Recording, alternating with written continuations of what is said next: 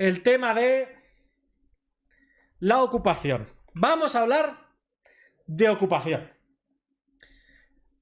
Para hablar de ocupación, primero hay que tener un par de cosas un poquito claras, ¿vale? Ya sabéis que he desactivado las alertas, luego vamos con las dudas que tengáis. Lo primero que hay que tener en cuenta sobre la ocupación, porque si no nos liaremos, ¿vale?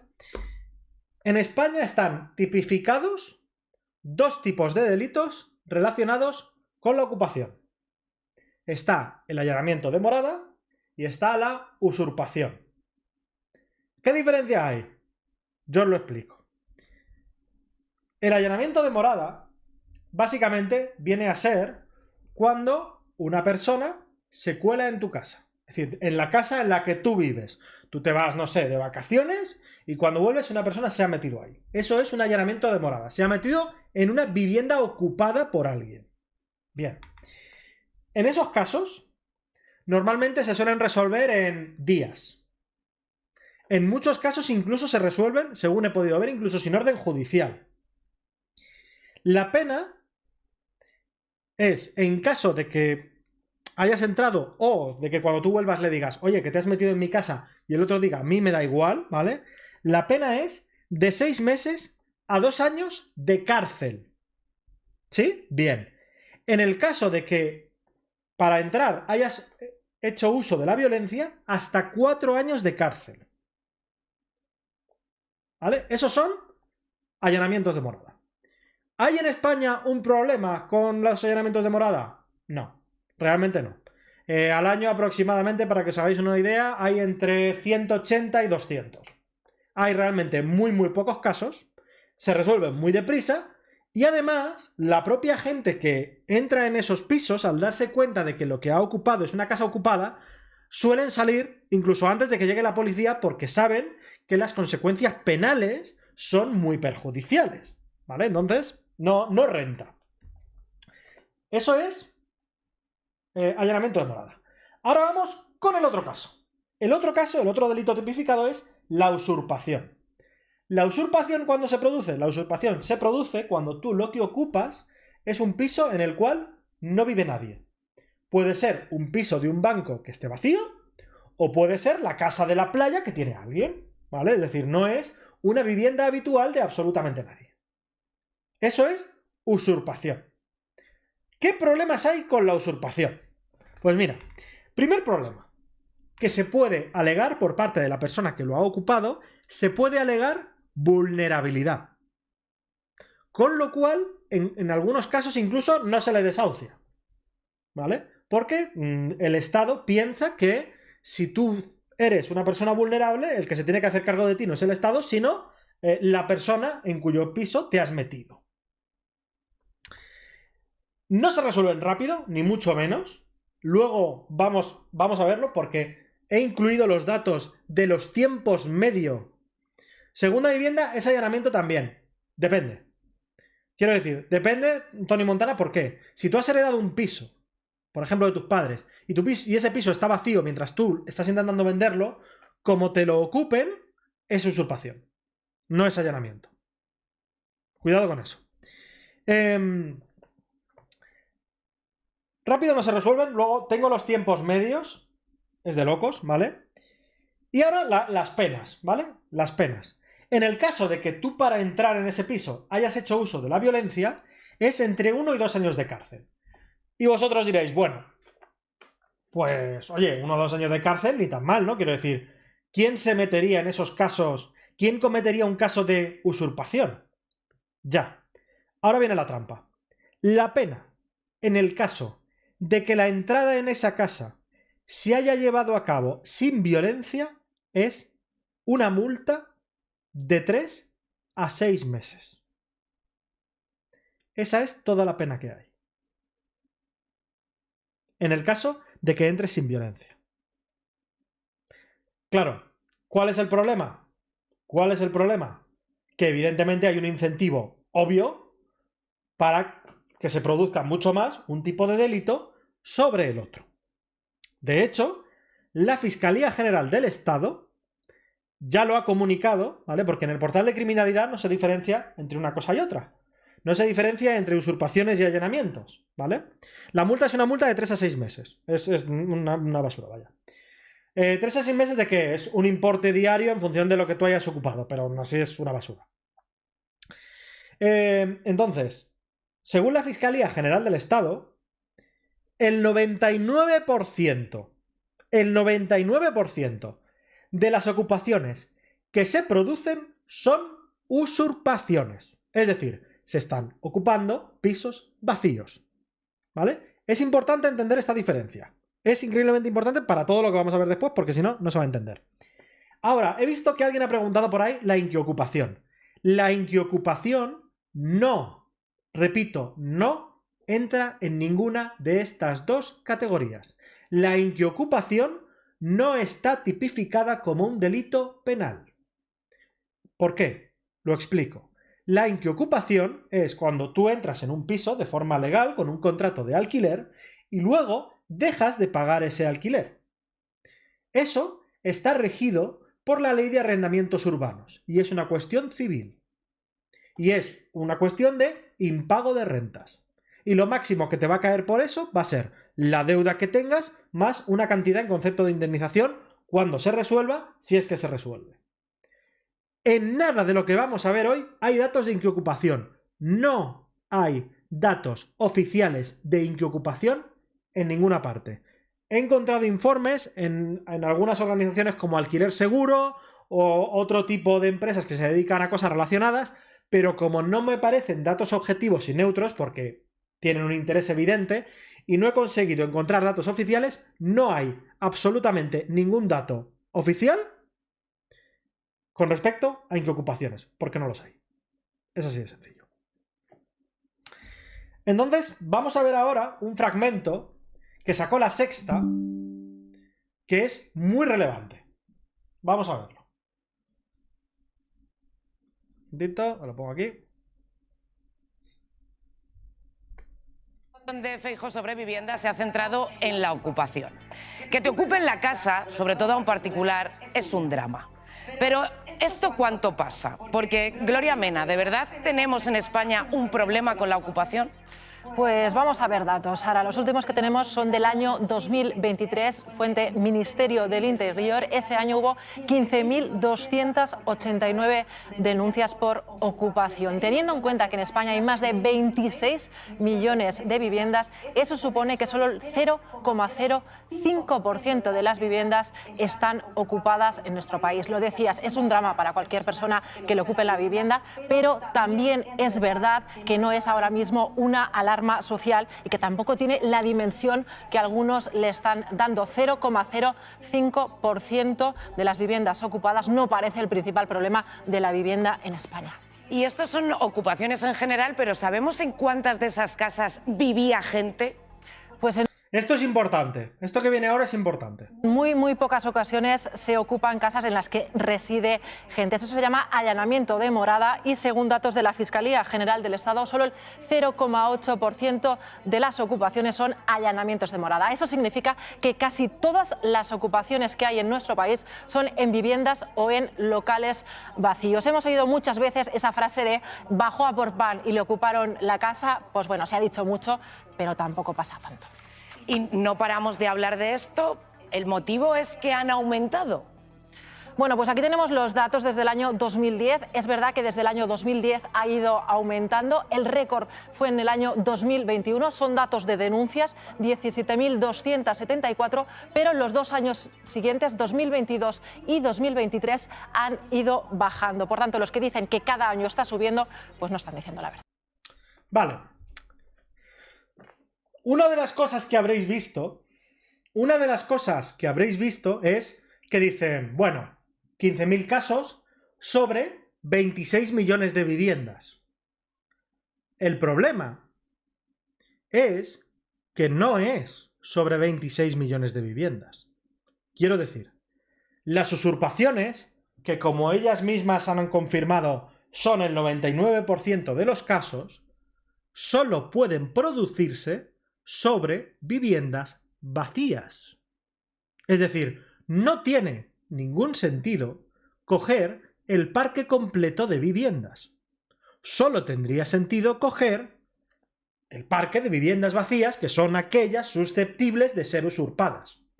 De la misma forma que cuando hay elecciones, el censo se mide entre las personas que pueden votar, no entre toda la población española, solo en aquellos que son mayores de 18 años y cumplen los requisitos para poder votar. Sería algo que no tendría ningún sentido y que sería ridículo. Pues en este caso también lo es. Pero ojo, porque esto no termina aquí. Porque aquí tienes dos partes. Una es que han cogido la cifra equivocada. Y otra, ¿sabéis cuál es? Que han dicho, en todo el Parque Nacional de Viviendas, y dices, un momento, estos datos de los que están hablando están disponibles a nivel de comunidad autónoma. Y una de las cosas que vamos a ver es si esa problemática en algunas comunidades autónomas sería mayor que en otras. Entonces, vamos al lío. Aquí lo que tenemos son los datos de usurpaciones desde el año 2010, ¿vale? En un inicio lo que tenemos son hechos conocidos. Hechos conocidos básicamente es cuando tú vas y pones una denuncia. Esos son los hechos conocidos. Bien. En el año 2023, como bien ha comentado, eran 15.200, unas 15.300. Han subido desde 2010 un 465%. Eso significa que se han multiplicado casi por 6. Han pasado de 2.700 a 15.000 en 15 años. Los últimos datos, perdón, en 15 no, en 13. Son datos de 2023 los más recientes. Luego hay otra parte que a mí me parece bastante más orientativa, que son los hechos esclarecidos. Los hechos esclarecidos aquí hacen referencia a cuando la policía indaga un poco sobre el tema o a cuando hay pruebas, digamos, relativamente obvias de que efectivamente ese hecho se está dando, ¿no? Es decir, no es voy y lo denuncio, sino, oye, pues sí, hay indicios potentes. La cifra evidentemente es más baja, ¿vale? Ha pasado de 1.800 a 11.400. Una subida de un 537%. Los condenados han pasado en el año 2013 de 1.600 ahora a 2.800. Y aquí hay un problema. Porque diréis, bueno, vale, los hechos conocidos y los hechos esclarecidos han subido, pero las condenas también. Es cierto. Pero ahora, daros cuenta de una cosa. En el año 2013, por ejemplo, fueron condenadas 1.600 personas. ¿Vale? Pero es que en el año 2013 se estaban produciendo 7.000 ocupaciones. De hecho, espérate, voy a afinarlo bien. ¿Vale? Se estaban produciendo, de hechos esclarecidos había 5.200. Es decir, bueno, pues había una cierta proporcionalidad. ¿El problema cuál ha sido? Que las ocupaciones, las usurpaciones se han disparado, mientras que las condenas no lo han hecho. Es decir, a pesar de que ahora se producen 15.000, las condenas han pasado de 1.600 a 2.800. Es decir, ahí está pasando algo. ¿Alguien tiene el enlace al estudio? Luego lo paso yo, Lugir en el Platanal, no te preocupes, luego lo paso yo. Ahí está habiendo un problema. Y entonces me he ido a el Consejo General del Poder Judicial, porque una de las estadísticas que publican es el tiempo medio en algunos procedimientos judiciales. Si acotas por 2013 no hay tanta diferencia. No, solo se multiplican por 2. Apenas es una diferencia. Pero es que multiplicar por 2 no solo es mucho por el número que estés mirando, sino también porque en relación a los condenados se queda muy atrás. Es decir, para que esto estuviera equilibrado, las condenas deberían haberse multiplicado por 3 y por 4. Entre hechos y condenados, digo, no, ahí no hay tanta diferencia. Entonces, una de las cosas que ellos publican es los tiempos medios para determinados procedimientos. Y entonces yo he buscado los por procesos de ocupación. Por cierto, esto está por comunidades autónomas, luego lo veremos, ¿vale? Y entonces, esto que tenéis aquí es el tiempo medio en meses de todos los datos disponibles que tiene el Poder Judicial, que solo tiene los últimos 5 años, en lo que se refiere a primera instancia, es decir, me han usurpado la casa. Voy a la policía, pongo la denuncia. Desde ese mismo momento hasta que hay un juicio verbal, es decir, la primera instancia, en 2018 pasaban 4,8 meses. En 2023 son 10,8 meses. Es decir, prácticamente un año para el primer juicio. Pero claro, evidentemente, también hay apelación.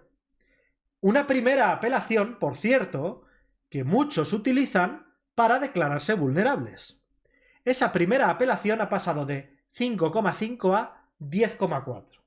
Es decir, en duración total de un proceso con una apelación que no es nada extraño, se ha pasado de un total de unos 10 meses a más de 20.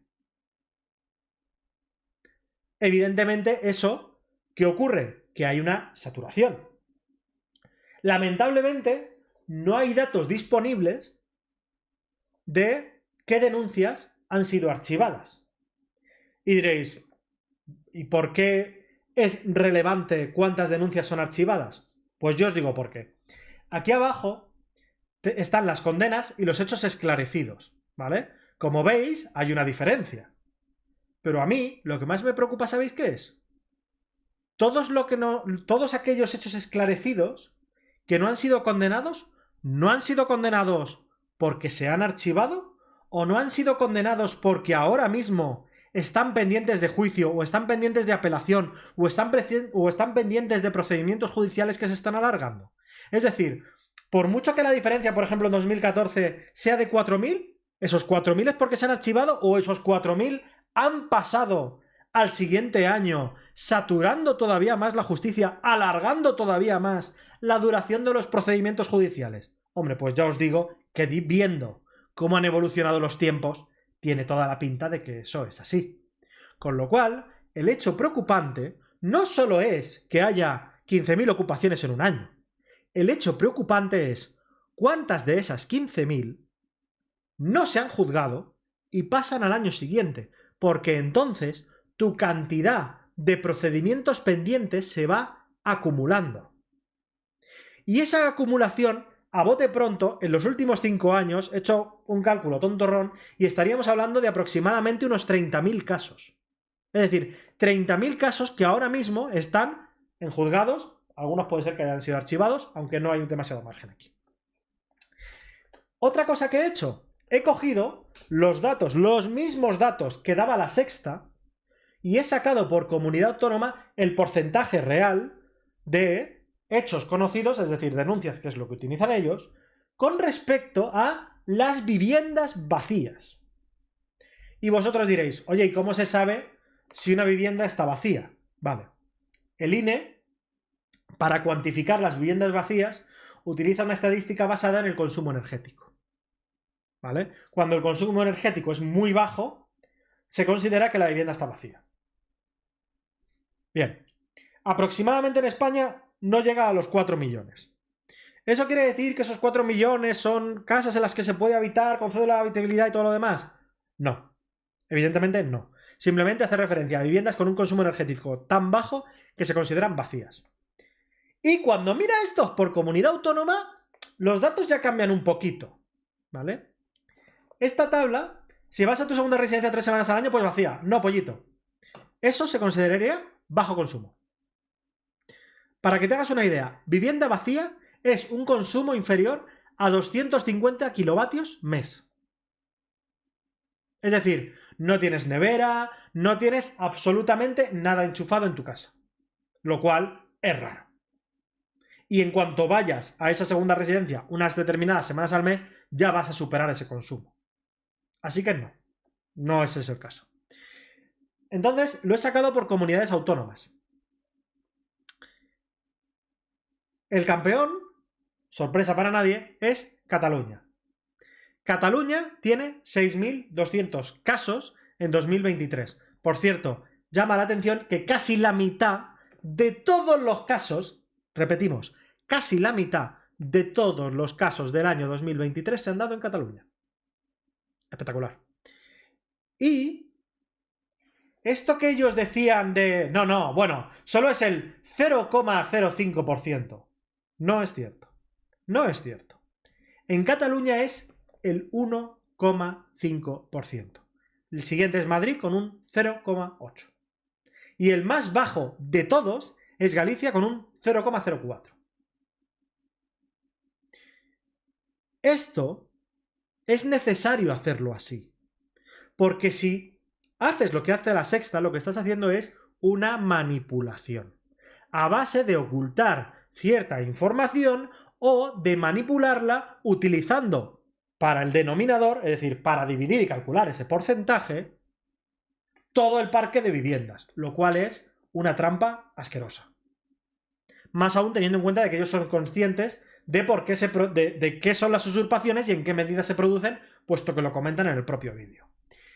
Luego nada, he metido otra página más, básicamente con todo el detalle para quien lo quiera ver de todas las usurpaciones que hay, ¿vale? Básicamente de todas. Quiero remarcar una cosa que he visto que me ha matado, ¿vale? Ha habido una cosa que a mí me ha matado, que es el caso de Castilla y León. En el caso de Castilla y León, la duración de la primera instancia y de la primera apelación es, redoble de tambor, de 35,9 meses. Es decir, el tiempo de un procedimiento judicial de ocupación con una apelación se te va a 3 años. 3 años. Me parece una absoluta barbaridad. Una absoluta barbaridad. 3 años. De hecho, bueno, es que se puede ordenar y se puede ver. Seguido de Murcia, 27, Canarias, 26, Andalucía, 24, Cataluña, 23. Es decir, lo tenéis aquí. Y entonces, claro, ¿a qué lleva todo esto? ¿Vale? Porque ahora también hay otra parte de ¿a dónde nos lleva todo esto? Evidentemente, hay un incentivo para tanto la usurpación como la inquiocupación. Y como ha dicho la chica, estaba diciendo, bueno, pero es que los casos han bajado. Los casos han bajado también por otro motivo. El primero, ¿sabéis cuál es? Efectivamente, las soluciones extrajudiciales. ¿Esto qué quiere decir? Tú, cuando te ocupan tu vivienda, puedes decir, lo denuncio o acudo a una empresa de desocupación. Como muchos sabréis, las empresas de desocupación han florecido de una forma descomunal y están ganando un dineral. Básicamente las empresas de desocupación lo que hacen es intentar llevar a cabo una negociación con los ocupas, bien poniendo un control de acceso en el caso de una usurpación, bien intentando negociar a nivel económico con inquiocupas. ¿Y esto a dónde nos ha llevado? Y esto es, para mí, lo peor de todo, ¿vale? Esto para mí es lo peor de todo. Tú ahora mismo ocupas una vivienda. La usurpas. Viene el propietario. Y entonces tú le dices, mira, que es una negociación que de hecho se da. Tú me das 4 o 5.000 euros y yo me voy. El propietario suelta los 4 o 5.000 euros porque en los otros casos sería enfrentarse a un procedimiento judicial que se puede ir, como ya habéis visto, muy fácilmente a casi 2 años. Y la pérdida económica es mayor, además del deterioro que va a sufrir el piso durante todo ese tiempo. ¿Qué ocurre? Que el incentivo para la persona que se va de ese piso es volver a llevar a cabo la misma acción. Hasta tal punto que el incentivo lo que ha generado es la profesionalización de la ocupación. Es decir, yo soy de profesión ocupa. Yo me dedico a ocupar inmuebles, negociar con los dueños y no importa la cantidad que yo negocie, porque siempre me sale rentable. Además, esas personas evitan los procedimientos judiciales. Si quieren negociar, prefieren hacer eso que meterse en un procedimiento judicial. Ese es el problema al que estamos llegando. Por no hablar de narcopisos, por no hablar de venta de llaves a personas que no saben que esto se está produciendo, todo ese tipo de cosas. En el tema de la inquiocupación, lo lamentable es que no hay datos. Eso es lo lamentable. Hay estadísticas que hablan de 80.000 casos. No lo sé, no puedo verificarlas.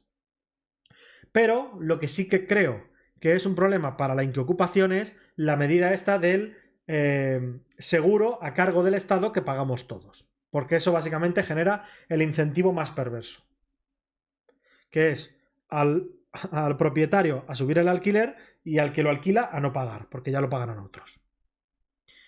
Estos son los datos de ocupaciones que hay. A mí me ha parecido una vergüenza absoluta. Sobre todo, me parece una vergüenza absoluta en 2 puntos. Me parece una vergüenza absoluta en las penas, es decir, que una persona pueda tener una casa ocupada durante 2 años y que la pena sean de 3 a 6 meses de multa, me parece que es burlarse de la gente. Me parece que es directamente burlarse de la gente. Y por otro punto, y es, no sé en qué se gastan el dinero. Es decir, el dinero público no sabemos en qué se lo están gastando. Pero sí que os puedo confirmar en qué no se lo están gastando. Y es en la justicia. Porque la justicia donde nos ha llevado es a un atasco cada vez más gordo que aumenta todavía más el incentivo. Cuanto más se tarda en ese procedimiento, más se incentivan los casos. Y cuantos más casos se producen, más se atasca la justicia. Y yo creo que la realidad es que esto solo va a tener una solución, a largo plazo solo va a haber una solución. Y es sacar una ley que permita que de la misma forma que en el allanamiento se pueda llevar a cabo el desalojo de una forma eficiente. Y si vosotros ahora me preguntáis, oye, ¿y eso cómo podría hacerse? Permitiendo que, por ejemplo, la policía pudiera acceder a un registro de propiedad en el cual se puede ver quién es el propietario y quién no es el propietario de la casa. Y en el caso de los inquiocupas, que tú estés obligado a depositar ese alquiler o a registrar ese alquiler de tal forma que la policía pueda acceder a ese registro para ver si realmente ese piso es cierto que está alquilado.